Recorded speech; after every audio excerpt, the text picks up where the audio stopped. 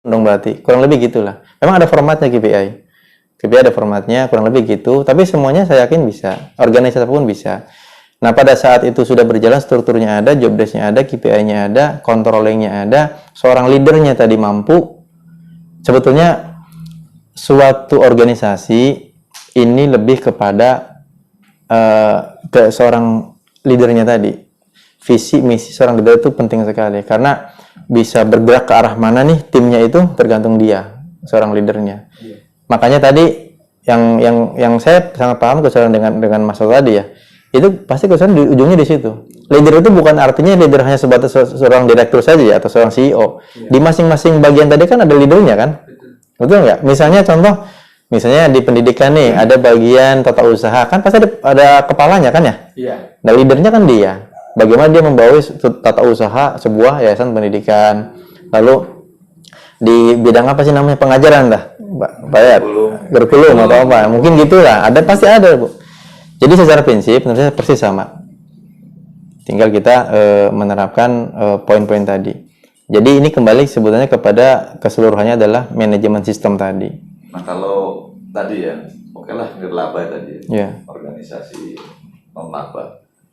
Ini kan biasanya kan kalau organisasi bisnis saya paham karena ada unsur pengikatnya. Betul. Pengikat kesamaan kepentingan. Mungkin saya sebagai karyawan, saya kan dapat gaji, dapat apa, sehingga ada motivasi gitu kan. Betul. Nah untuk organisasi non laba gitu ya, contoh lah, misalnya kayak organisasi politik gitu kan. Nah kalau mau menerapkan repot, karena kan sifatnya orang-orang yang berada di sekitarnya kan memang volunteer. Iya, sukarela gitu kan. Karena tidak ada profit yang mungkin seperti tadi bisa terukur gitu ya. 1 tahun saya untung sekian lah gitu kan. Nah kira-kira efektivitas dalam masalah autopilot ini bisa memungkinkan atau tidak gitu ya? Menurut saya bisa juga Pak. Baik itu di politik ataupun yayasan pendidikan non profit ya. Misal kebetulan pengikatnya tuh di mana gitu Mas? Kan gini, misalnya taruhlah kita sudah menerapkan job test-nya ya, sudah menerapkan KPI-nya gitu ya. Taruhlah SDM itu ngerti ya.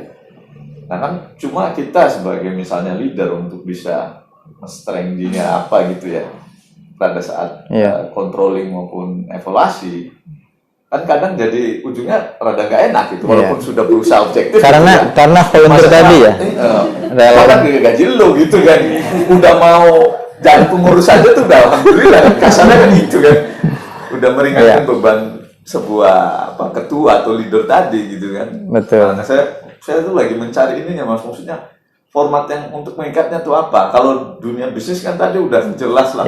Saya dapat sesuatu, dapat terus terang saya dapat uang lah. Iya, ada motivasi itunya gitu ya. Motivasi itu yang orang tuh mengikat ketika Mas itu marah sama bawahan wajar gitu kan. Negur kan, kenapa lu nggak sampai segini gitu kan? Tadi seperti slogan tadi ya bahwa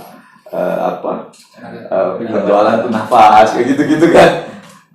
Aliran darah, cash flow kayak gitu kan. Nah di dunia kayak politik itu kan, nafas darahnya kan saya tadi barangkali mungkin ya ini kan tadi saya katakan bahwa mungkin ada hal yang tidak saya lihat gitu.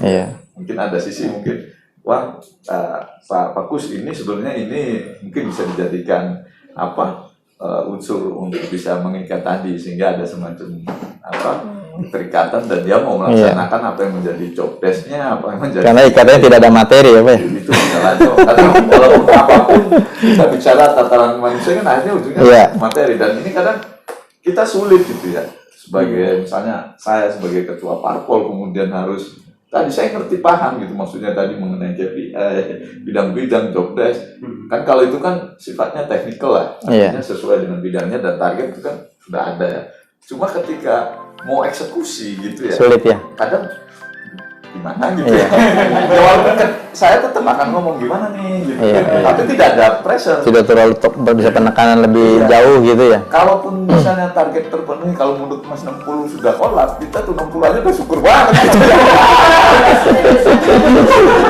Udah syukur banget gitu mungkin ini hal yang baru ya baru antaranya pikiran saya itu sederhana aja sebenarnya bisa nggak disinergiskan tadi antara penerapan manajemen yang modern yang bisa autopilot dengan organisasi yang seperti saya pimpin misalnya Iya. politik ya. Kalau di luar ya, di luar negeri mungkin boleh compare ya, di negara-negara maju kayak Amerika gitu memang partai itu official kantor gitu. Ya digaji dan Dibiayai pemerintah kalau nggak salah ya. iya di pemerintah Ada gitu. ada anggaran kayak gitunya tuh. Jadi Iya. orang kan saya ketika saya menyebut ini saya clear gitu. Iya. Nah di Indonesia khususnya gitu ya, di Indonesia para partai-partai yang ada itu kan kayak saya kan ya, karena pertemanan aja bukan karena gua kagak enak kan gitu Iya. kan.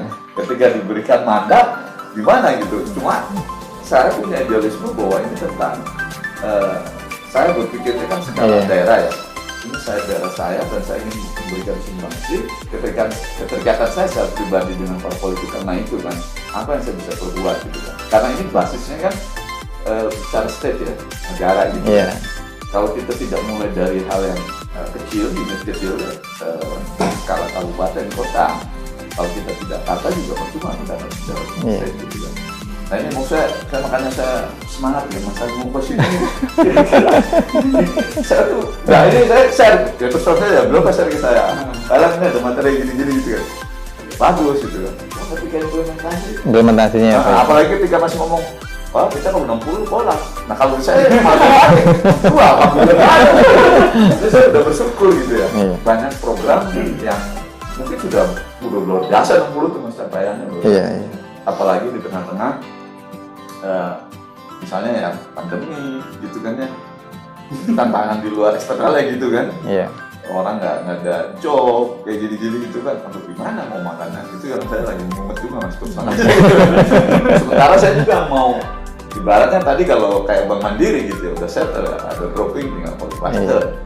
Nah kejadian partai itu kan ada sistem ada apa. Padahal target-target parpol sendiri ada ya Pak ya? Ada harus clear juga kan gitu Iya. kan.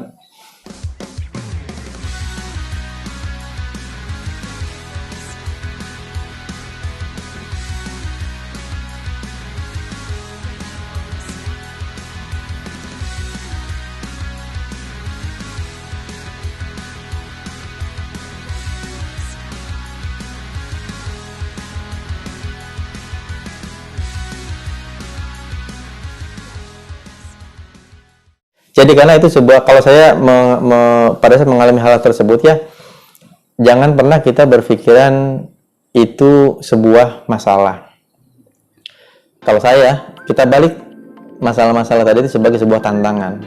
Ibaratnya kalau tantangan itu kita tertantang nih, bisa nggak nih kita menaklukkan atau melewati tantangan ini gitu kan. Jadi masalahnya apa? Oh kita kesulitan untuk mencari seseorang yang ini. Lalu terus kita apa namanya itu kita coba. Jadi ubah dulu masalahnya menjadi tantangan, lalu tantangannya kita list apa sih yang menjadi kendalanya gitu kan, lalu kita cari solusinya, list solusinya, action sudah, just do it. Jadi memang harus seperti itu Pak prosesnya. Tapi memang yang saya yakini ya, kita kan kita muslim semua ya. Iya. Yang saya yakini sih sebetulnya segala sesuatunya itu pasti ada campur tangan Allah. Meskipun kadang kita nggak yakin, terus terang nih, kita kadang-kadang terlalu yakin dengan akal kita. Kita sudah merekrut orang, udah hati-hati lah. Menurut kita nih orang nih amanah nih. Di tengah jalan tadi korupsi lah dan sebagainya. Saya kalau disebutkan angkanya cukup besar juga, mungkin hampir 600 jutaan itu loss. Banyak kasusnya. Ada karyawan sendiri sampai sekarang nih masih ada karyawannya saya tahan karena dia nggak bisa bayar ini, dia ngambil uang kita 100 juta. Itu memang tantangan, Mbak.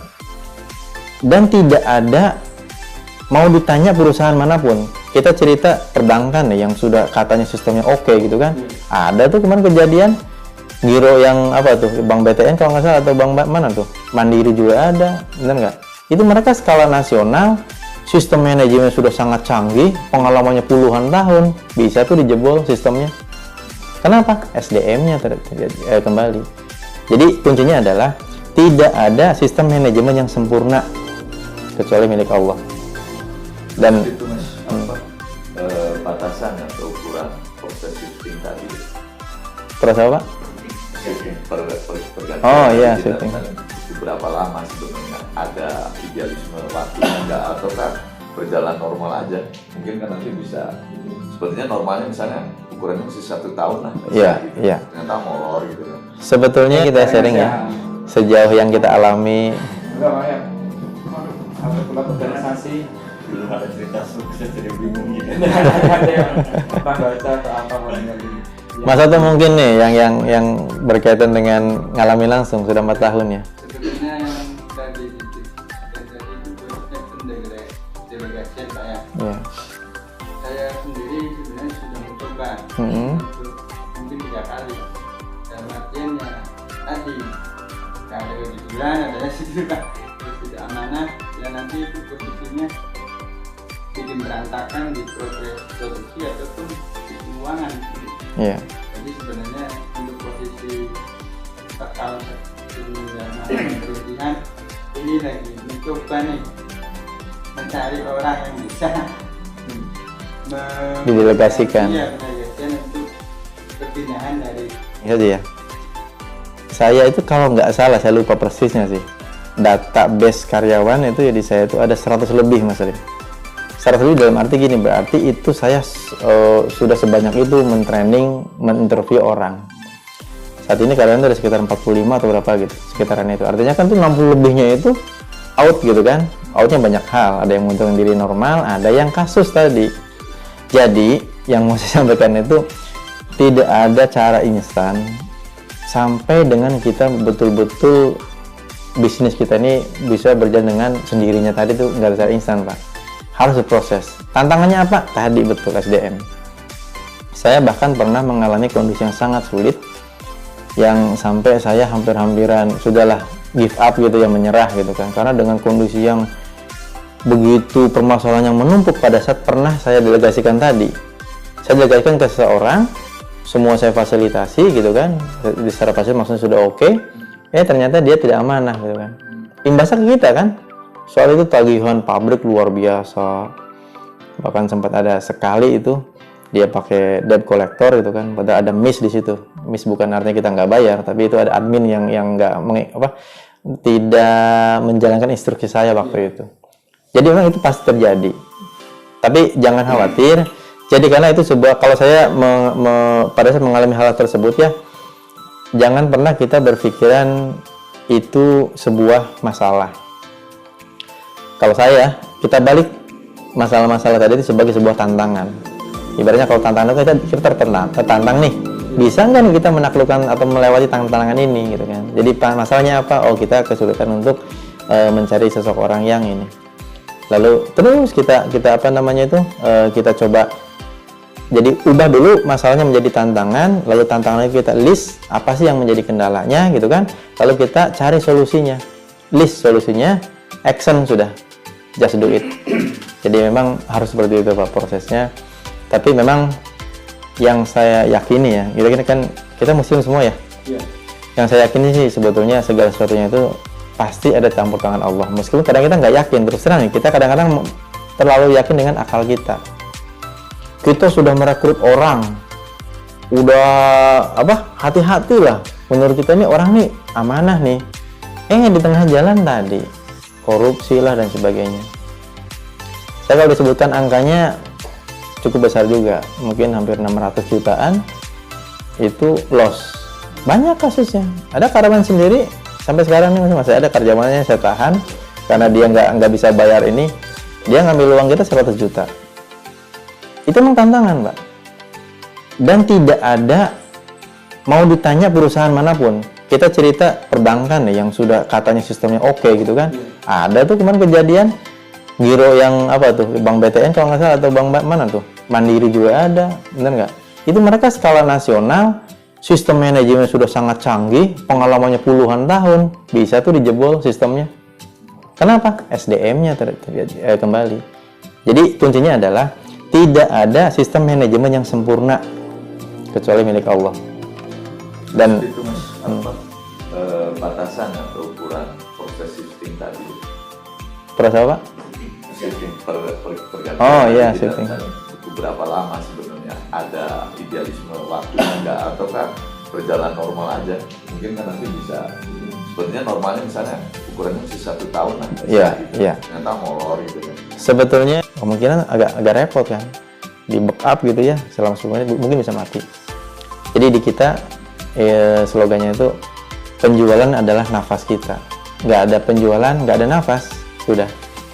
Ukurannya dari mana? Tadi KPI tadi tuh. Kita di sini pokoknya 80% tuh minimal, nggak ada cerita. Di bawah itu bubar sudah.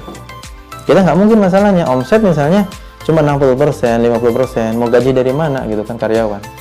Jadi kuncinya di penjualan. Yang keduanya yang paling penting lagi setengahnya dari yang penjualan tadi, ini adalah tagihan. Ujung-ujungnya cash flow. Jualan bisa, bagus nih 100%, cash flow-nya nggak ada, pada macet, ya sama. Cash flow ini sebagai aliran darah kalau saya sebut.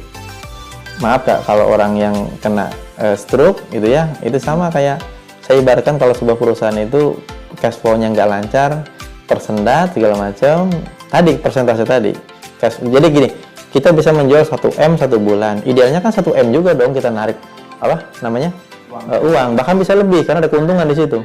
Kalau kita ceritain misalnya gambar marginnya 30% misalkan, ngejual apa namanya 1 juta tuh harga jual gitu kan, kita sama nariknya 1 juta juga karena kita penjualan 1 juta 1 miliar gitu kan, penarikan pembayaran 1 miliar. Tapi itu ada tambahan dari keuntungan tadi tuh. Jadi cash in-nya tuh terus berjalan. Nah, jadi pembayaran tadi itu menjadi sebuah aliran darah kita. Tersendat, ya pasti repot. Jadi bisa disimpulkan tidak ada waktu yang pasti Pak untuk bisa kita langsung delegasikan. Intinya makin cepat makin baik. Saya sekali lagi secara pengalaman saya lakukan itu selama 1,5 tahun kurang lebih. Jadi selama 1 tahun atau lebih itu karena gini. Tipikal bisnis pada saat kita rintis biasanya nggak semua sih. Kita bisa eksis itu sudah melewati angka 3 tahun, 5 tahun biasanya. Tapi kita kalau nunggu itu memang cukup lama sih. Tapi biasanya karena masih krusial atau masih rentan tadi di bawah 3 tahun. Kalau 3 tahun belum terlihat. Omset itu belum bisa dikatakan stabil sekali gitu kan. Ini apa namanya? Kalau di awal misalkan lonjakan penjualan tinggi sekali. Tapi lihat analisa grafiknya, tingkat penjualannya. Dia apakah selalu naik terus, flat atau malah turun gitu kan. Nah, itu bisa disimpulkan. Jadi kita sendiri bisa menyimpulkan pada saat misalnya bisnis sudah berjalan 1 tahun, oke nih, sudah stabil, pasarnya sudah bagus gitu kan, baru kita bisa delegasikan. Tentunya dengan pertimbangan tadi ya.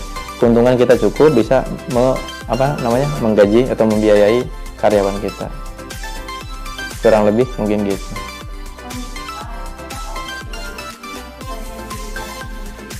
Ya. Sama sebetulnya. Harga Investasi dalam hal ini kaitannya dengan dinasti apa, ormas atau investasi lembaga pendidikan atau lembaga gitu, organisasi yang non bisnis tadi gitu. sebetulnya kalau menurut saya ya Bu ya, kalau menurut saya sama persis. Ini kan kita bicaranya organisasi ya. Apapun itu namanya organisasi. Cuma bedanya kan kalau yayasan mungkin nirlaba, ya gitu mungkin ya. Ya, misalnya gini, saya ini arahnya Pak Ed yang lebih paham nih di organisasi apa pendidikan. Tapi menurut saya nih ya, prinsipnya organisasi sama. Bahkan itu pun DKM masjid nih, kebetulan. Baru ngobrol DKM masalahnya. DKM masjid pun apa sih isinya? Struktur organisasi kan? Ada seorang ketua DKM dibantu oleh bendahara sekretaris. Kan udah perlu ya di yayasan pasti gitu. Pemilik yayasan apa namanya? Kan yayasan itu ada yang diwakafkan ada yang tidak mungkinnya gitu ya. Nah, anggaplah kita yang tidak diwakafkan, ini yayasan milik kita gitu kan. Tapi menurut saya sebetulnya kalau yayasan itu nirlab wakaf ya. Nah, anggaplah wakaf atau yang sebetulnya kan kalau tujuan kalau kita dikembalikan kepada pengertian yayasan itu coba dicek itu nirlaba sebetulnya. Kita tidak mencari profit. Tapi oke lah kita kan bicara namanya organisasi ya. Pada prinsipnya semuanya pasti bisa. Karena itu persis sama. Contoh gini pendidikan ya.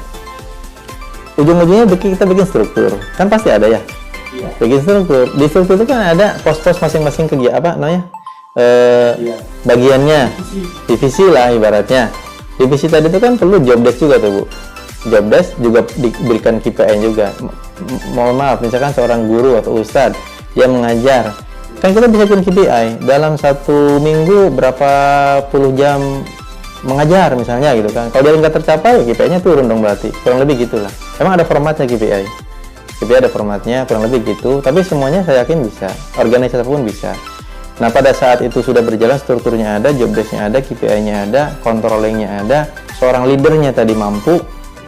Sebetulnya suatu organisasi ini lebih kepada ke seorang leadernya tadi. Visi misi seorang leader itu penting sekali karena bisa bergerak ke arah mana nih timnya itu tergantung dia, seorang leadernya. Makanya tadi yang saya sangat paham kesulitan dengan masalah tadi ya, itu pasti kesulitan di ujungnya di situ. Leader itu bukan artinya leader hanya sebatas seorang direktur saja ya, atau seorang CEO. Di masing-masing bagian tadi kan ada leadernya kan, betul nggak?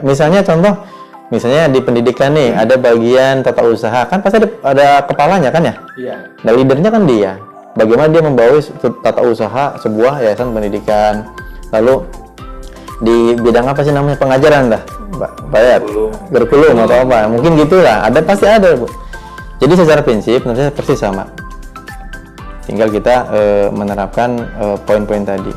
Jadi ini kembali sebetulnya kepada keseluruhannya adalah manajemen sistem tadi. Nah, kalau tadi ya, oke lah nirlaba tadi, organisasi non-laba. Ini kan biasanya kan kalau organisasi bisnis saya paham karena ada unsur pengikatnya. Betul. Pengikat kesamaan kepentingan. Mungkin saya sebagai karyawan, saya kan dapat gaji, dapat apa, sehingga ada motivasi gitu kan. Betul. Nah, untuk organisasi non-laba gitu ya, contoh lah, misalnya kayak organisasi politik gitu kan. Nah, kalau mau menerapkan repot karena kan sifatnya orang-orang yang ada di sekitarnya kan memang volunteer. Iya, nggak rela gitu kan. Iya. Karena tidak ada profit yang mungkin seperti tadi bisa terukur gitu ya. Iya. Itu tahu saya untung sekian lah gitu kan. Nah, kira-kira efektivitas dalam masalah autopilot ini bisa memungkinkan atau tidak? Gitu ya? Menurut saya bisa juga, Pak. Baik itu di politik ataupun yayasan pendidikan non profit ya. Misal kebetulan pengikatnya tuh di mana gitu, Mas? Kan gini, misalnya taruhlah kita sudah menerapkan job test-nya ya, sudah menerapkan KPI-nya gitu ya. Taruhlah dan itu mesti ya. Nah kan cuma kita sebagai misalnya leader untuk bisa strength-nya apa gitu ya pada saat controlling maupun evaluasi kan kadang jadi ujungnya rada gak enak gitu walaupun sudah berusaha objektif karena volunteer tadi ya kan gaji lo gitu kan udah mau jadi pengurus aja tuh udah alhamdulillah kasarnya kan gitu kan udah meringankan beban sebuah ketua atau leader tadi gitu kan. Betul. Nah, saya tuh lagi mencari ini ya Mas, maksudnya format yang untuk mengikatnya tuh apa? Kalau dunia bisnis kan tadi udah jelas lah. Saya dapat sesuatu, dapat terus transaksi dapat uang lah. Iya, ada motivasi itunya gitu ya. Motivasi itu yang orang tuh mengikat ketika masih tuh marah sama bawahan wajar gitu kan. Dulu kan kenapa lu nggak sampai segini gitu kan? Tadi seperti slogan tadi ya bahwa penjualan itu nafas kayak gitu-gitu kan. Aliran darah, cash flow kayak gitu kan. Nah di dunia kayak politik itu kan nafas darahnya kan saya ini barangkali mungkin ya ini kan tadi saya katakan bahwa mungkin ada hal yang tidak saya lihat gitu. Mungkin ada sisi mungkin Pak Kus ini sebenarnya ini mungkin bisa dijadikan unsur untuk bisa mengikat tadi sehingga ada semacam keterikatan dan dia mau melaksanakan apa yang menjadi job test-nya karena ikatannya tidak ada materi ya Pak. Itu misalnya karena walaupun apapun kita bicara tataran manusia kan akhirnya ujungnya materi dan ini kadang kita sulit gitu ya sebagai misalnya saya sebagai ketua parpol kemudian harus tadi saya ngerti paham gitu maksudnya tadi menjadi bidang-bidang job test kan kalau itu kan sifatnya teknikal lah sesuai dengan bidangnya dan target kita tidak ada ya. Cuma ketika mau eksekusi gitu ya sulit ya kadang gimana gitu ya walaupun kan saya tetap akan ngomong gimana nih gitu tapi tidak ada pressure tidak terlalu bisa penekanan lebih jauh gitu ya kalaupun misalnya target terpenuhi kalau menurut Mas 60 sudah kolap kita tuh 60 aja tuh syukur banget gitu. Udah syukur banget gitu. Mungkin ini hal yang baru ya baru. Antaranya pikiran saya itu sederhana aja sebenarnya bisa nggak disinergiskan tadi Oke. antara penerapan manajemen yang modern yang bisa autopilot dengan organisasi yang seperti saya pimpin misalnya Iya. politik ya. Kalau di luar ya, di luar negeri mungkin sebagai compare ya, di negara-negara maju kayak Amerika gitu memang partai itu official kantor gitu. Ya digaji dan Dibiayai pemerintah kalau nggak salah ya. iya di pemerintah Ada gitu. ada anggaran kayak gitunya tuh. Jadi Iya. orang kan ya saya ketika saya menyebut ini saya clear gitu. Iya. Nah di Indonesia khususnya gitu ya, di Indonesia para partai yang ada itu kan kayak saya kan ya karena pertemanan aja bukan karena gua kagak enak kan gitu Iya. kan. Ketika diberikan mandat di mana gitu. Cuma saya punya idealisme bahwa ini tentang saya berpikirnya kan skala Iya. daerah ya. Ini saya daerah saya dan saya ingin memberikan sumbangsi keterikatan saya secara pribadi dengan parpol itu karena itu kan apa yang saya bisa perbuat gitu kan. Karena ini basisnya kan bicara state ya, negara gitu. Iya. Kalau kita tidak mulai dari hal yang kecil, unit kecil ya, skala kabupaten kota, kalau kita tidak tata juga percuma kita dapat Iya. state gitu kan. Nah ini mau saya makanya saya semangat ya mas Adi Mungkos ini. Saya tuh, nah ini saya share, ya terus terang saja, belum share ke saya. Sekarang ini ada materi gini-gini gitu kan, bagus gitu kan. Oh, ketika implementasi, Implementasinya apa? nah, apalagi ketika masih ngomong, wah kita kalau 60 kolam. Nah kalau saya dua, alhamdulillah. Jadi saya sudah bersyukur gitu ya. Iya. Banyak program yang mungkin sudah luar biasa 60 itu mas bayangin. Iya. Apalagi di tengah-tengah misalnya ya pandemi gitu kan ya, tantangan di luar eksternal ya gitu kan, Iya. orang nggak ada job kayak gini-gini gitu kan, aduh gimana mau makanan itu yang saya lagi mumet juga mas kemana. Sementara saya juga mau ibaratnya tadi kalau kayak Bank Mandiri gitu ya, udah settle ya, ada dropping tinggal cluster. Nah kejadian partai itu kan ada sistem, ada apa, Padahal target-target parpol sendiri ada ya Pak ya? ada Ada. harus clear juga kan gitu Iya. kan. Nah kan karena ada ya contoh target ya secara undang-undang ya. Ini kalau di Kementerian Kehukuman ya kita udah lolos gitu kan, karena ada 100% kabupaten, 75% tingkat kecamatan gitu kan target yang harus dipenuhi. Nah nanti kita ketika mau kompetisi di pemilu itu ada lagi target dari KPU. Pemenuhan strukturnya tuh harus sekian persen termasuk komposisi perempuan, gender 20% kayak gitu-gitu tuh. Itu Target-target itu iya. Nah saya terus terang aja mungkin barangkali mas bisa ada jembatan pulang. Kira-kira apa nih yang bisa mengikat gitu ya? Sehingga kita itu oh iya saya di sini gitu. Saya memang terus terang Pak ya, tidak pernah bahkan masuk ke dunia parpol gitu ya, atau mungkin yayasan yang nirlaba itu saya memang belum pernah. Tapi ini kebetulan nih, ini sebetulnya nyambungnya dengan tadi apa namanya yang pertanyaan Mas Alto, bagaimana sulitnya ternyata gitu ya kan. Jadi tadi Pak, ujungnya atau poinnya adalah kepada SDM. Ternyata itu. Jadi yang Bapak alami tadi tingkat begitu sulitnya segala macam di parpol itu, di bisnis pun sama Pak. Sama. Bahkan sebetulnya ya maaf lebih rumit, lebih tantangan lebih besar. Contoh kasus gini ya. Saya pernah bilang ke Mas Ali. Saya di sini dengan 45 orang Pak. Mau tidak mau harus memikirkan biaya dan gaji itu 190 juta sebulan. Itu kalau nggak terpenuhi mau dari mana gitu kan? Otomatis nombok terus dong. Itu sebetulnya beban Pak, psikologis luar biasa berat. Nah, ini apa namanya kembali dengan tadi sepertinya kalau bicara bebannya sama-sama saja. Nah tadi kembali kalau ini pendapat saya pribadi saya Pak, permasalahannya kembali pada SDM. Ini kebetulan Pak, baru 2 hari yang lalu apa ya kita ngobrol. Saya tuh ceritanya gini Pak, saya kebetulan diamanati sebagai ketua DKM. Ini kan sama nih mirip nih. DKM ini kan yayasan apa? Organisasinya sebagai organisasi yang nirlaba sebetulnya kan. Kita nggak mikirin profit, nggak mikirin ini. Sama, kesulitannya adalah kembali kepada SDM tadi. Kita merekrut orang, makanya saya sempat waktu apa kita bicaranya sharing dengan warga, saya kalimat yang pertama saya ungkapkan tuh gini, yuk mari kita luruskan niat, karena kalau kita masih berpikiran untuk apa namanya itu menginginkan pandangan manusia, pandangan orang, ibadah gitu ya, keterkaitan yang terlihat sama orang, ya sia-sia jadinya. Lalu juga kita mau bicara menginginkan materi di masjid, apa yang mau dicari gitu kan? Masjid justru kita harus ngeluarin keropak. Nah, itu memang kesulitannya di situ. Maksudnya kesulitannya dalam arti bagaimana kita membangun keikhlasan tadi. Kita aktif di masjid, memakmurkan masjid, tujuannya kan hanya berharap keikhlasan kita untuk mendapatkan ridha Allah ya, pahala gitu kan. Ini nggak gampang, Pak.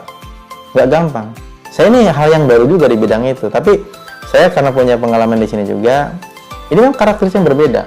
Kalau di sini merekrut orang, ya tadi kita punya powernya dalam arti nggak benar kerjaan, maaf ya keluar, kan bisa gitu ya. Tapi di masjid, Mas Salim, kalian nggak bener ya, maaf ya keluar. Bisa sih. Tetangga dewek kan. Atau memarahi segan.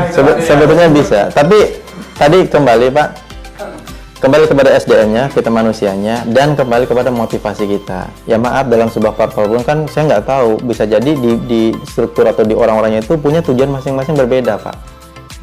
Karena kan parpol LSM, kalau kita sekali lagi baca di pengertiannya, LSM itu kan luar biasa mulia sebetulnya itu, betul nggak? Dia tugasnya bisa mengawasi government, pemerintahan, lalu juga apa namanya itu pemberdayaan masyarakat, apa nih yang bisa digali, kan itu LSM.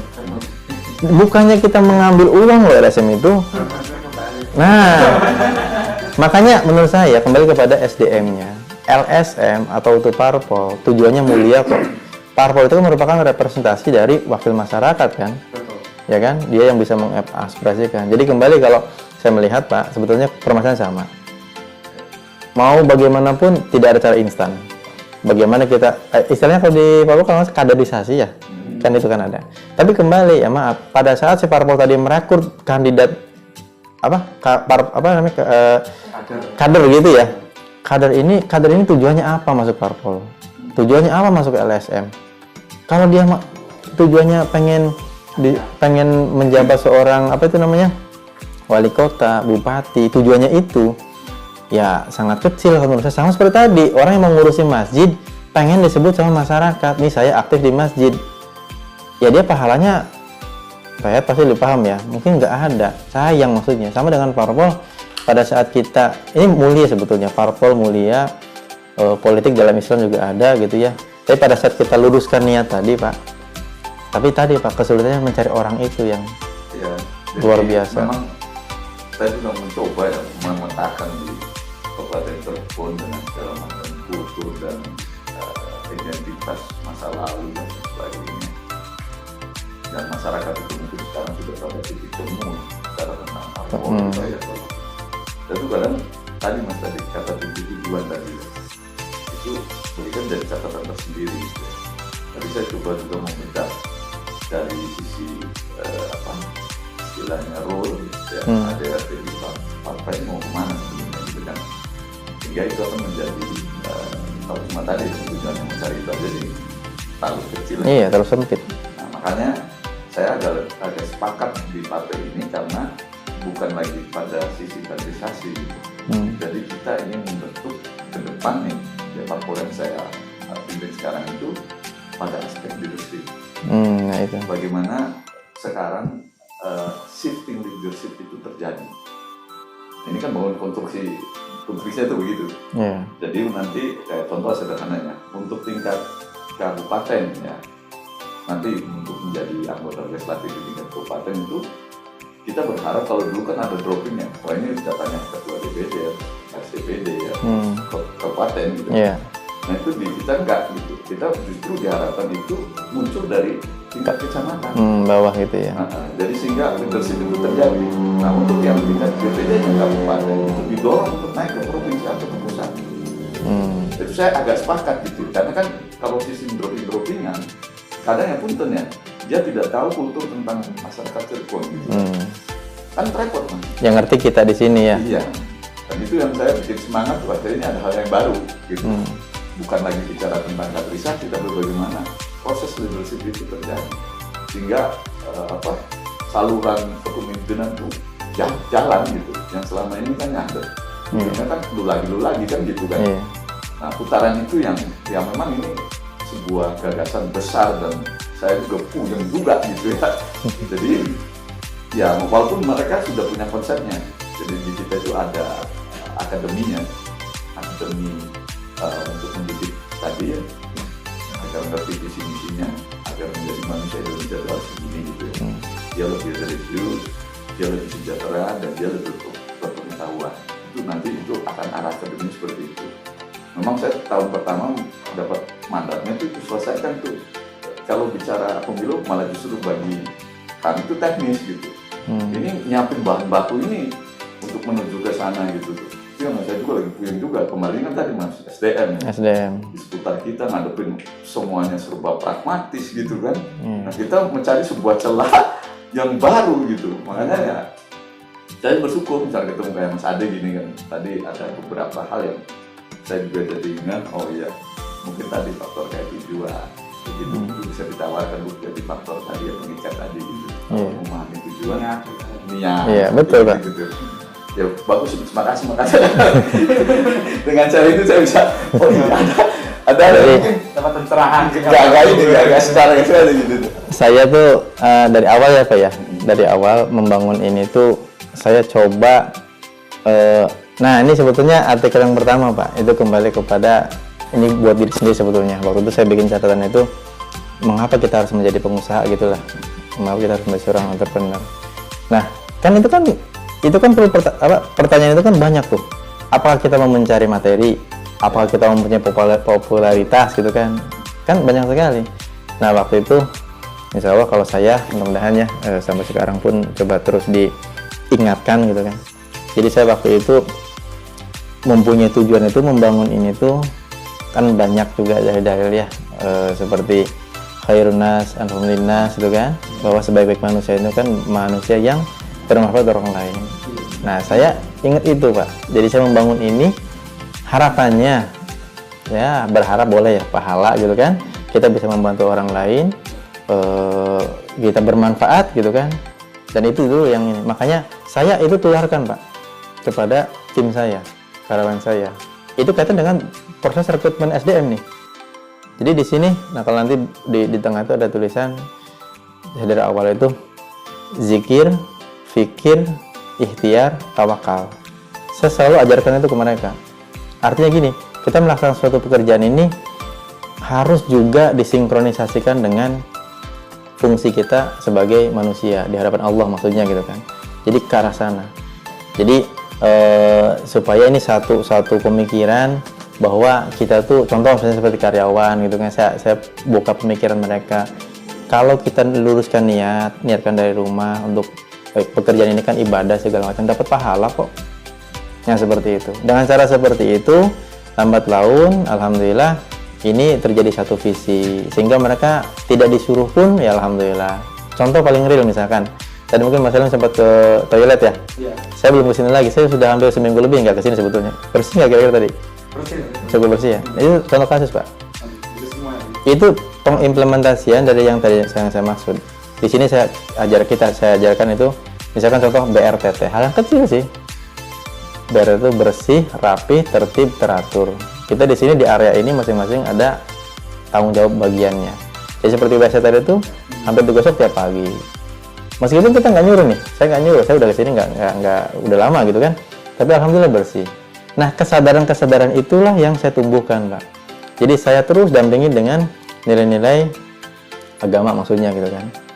Jadi sebenarnya sih saya yakin sekali kalau kembali kepada partai tadi, politik prinsipnya sebenarnya sama. Andaikan kita itu mempunyai pemikiran yang sama, kan jihad juga itu Pak ya. Kita sama-sama punya niatan itu. Nggak berpikiran yang macam-macam, nggak berpikiran pengen cari materi banyak di parpol, tidak pengen menjadi seorang kepala daerah. Ya kalau memang sudah takdirnya insya Allah kan jadi Pak ya, nggak usah kasak-kusuk. Saya katakan teman-teman gitu, bahwa saya punya arah kepada teman-teman menyampaikan bahwa masalah itu ya dewan dan sebagainya itu sudah takdir Allah Subhanahu Wa Taala dan sudah tertulis. Betul. Kita nggak usah musim itu dulu. Iya. Sekarang ini bagaimana? Gitu? Kita kerja dengan baik aja gitu ya. Iya. Dan saya dorong semua bidangnya ada itu saling belajar. Kemana aja ya harus belajar gitu supaya ada pencerahan.